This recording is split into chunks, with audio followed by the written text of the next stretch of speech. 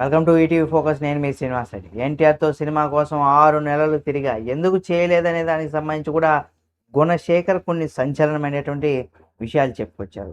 దర్శకుడు గుణశేఖర్ ఇప్పుడు 'యుఫోరియా'ను తెరకెక్కిస్తున్న సంగతి మనందరికీ తెలిసిందే.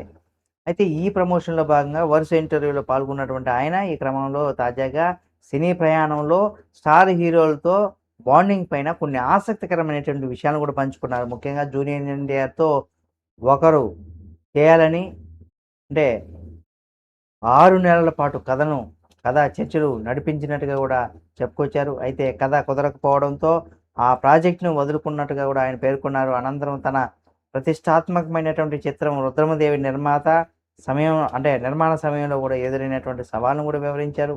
ఒక మహిళ ప్రధాన చిత్రంగా కావడంతో నిర్మాతలు వెనకడుగు వేసినప్పటికి కూడా గుణశేఖర్ సొంతంగా ఈ ప్రాజెక్ట్‌ని చేపట్టారు.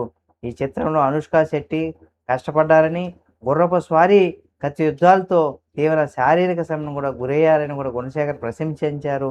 అల్లు అర్జున్ రెమ్యునరేషన్ లేకుండా బోన గన్నారెడ్డి పాత్రను మద్దతు ఇచ్చి చరిత్ర పట్ల తనకున్నటువంటి గౌరవాన్ని చాటుకున్నారని కూడా తెలియజేశారు. దర్శకుడుగా తనకు నిద్ర తక్కువేనని, ప్రతి షాట్ పట్ల అత్యంత శ్రద్ధ వహిస్తున్నానని కూడా గుణశేఖర్ వివరించారు.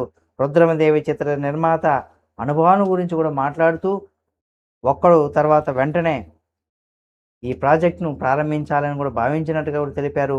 టీమ్‌తో సహా వరంగల్‌కు వెళ్లి షూటింగ్ కోసం సన్నాహాలు కూడా చేశానని, అయితే ఒక మహిళ ప్రధాన చిత్రం కావడంతో బడ్జెట్ విషయంలో నిర్మాతలు వెనకడుగు వేయడం, ఆ సమయంలో ప్రాజెక్టు వాయిదా పడిందని కూడా పేర్కొన్నారు.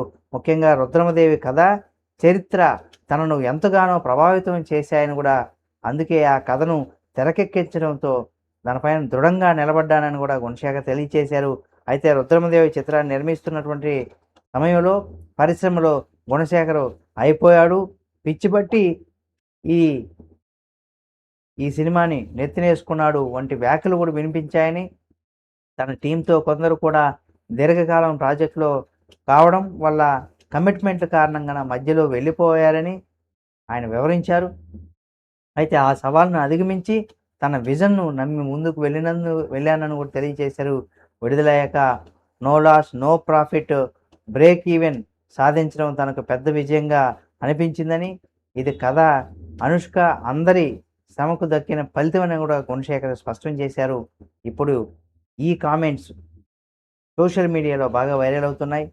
అయితే సినీ పరిశ్రమలో ఎంతోమంది మంచి మంచి కథలతో ఒక్కొక్కసారి ప్రేక్షకులు కూడా ఆదరించకపోవడంతో మంచి సినిమాలు కూడా ఇక్కడ కనుమరుగైపోయేటువంటి అవకాశం ఉంటుంది. కొంతమంది మంచి ప్రమోషన్ చేసుకోకపోవడం వల్ల కూడా మంచి సినిమాలు ఇక ఫెయిల్యూర్ కింద కూడా వెళ్ళిపోయేటువంటి పరిస్థితిని కూడా మనం చూసాం. ఈ వీడియో మీకు నచ్చితే లైక్ చేయండి. గుణశేఖర్ గారి కామెంట్స్ పైన మీరేమనుకుంటున్నారో కామెంట్ రూపంలో తెలియచేయండి. మరిన్ని వీడియోల కోసం ఈటీవీ ఫోకస్ ఛానల్ సబ్స్క్రైబ్ చేసుకొని పక్కనే ఉన్న బెల్ బటన్ నొక్కడం మాత్రం మర్చిపోకండి.